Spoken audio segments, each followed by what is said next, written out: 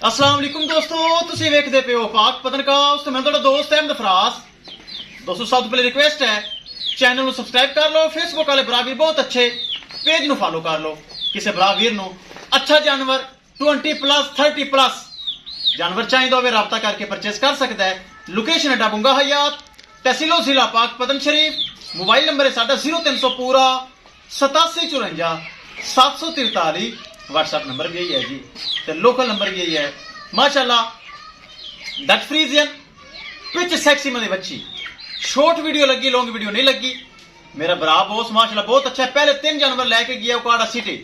ए माशाल्लाह 5 लाख रुपए डिमांड सी। Pitch sexy में बच्ची है। 4,60,000 रुपए दे विच साडा सौदा हो गया है। अल्लाह ताला मालिक ने नसीब करे। कैमरामैन साहब गड्डी नंबर एक चीज करो क्लियर ते करो लो ले चलो जी। पिछे सेक्सी मनवच्छी चेक करा भाई जी, खुश हो राजी? चलो तुसी भी खुश जे? ले चलो जी।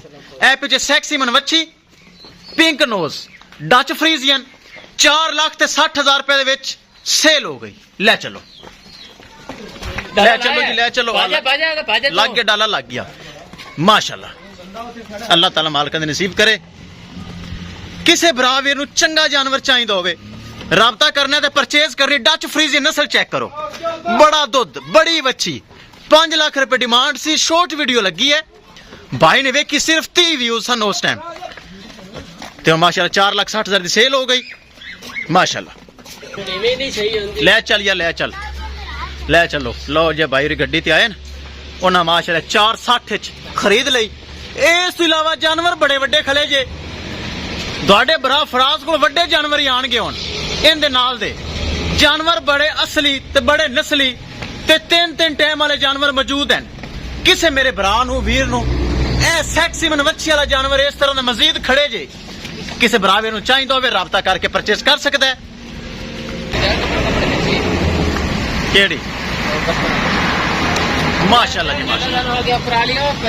लो जी गड्डी नंबर एक चीज क्लियर करो यार। लो जी, लो जी जानवर हो गया लोड।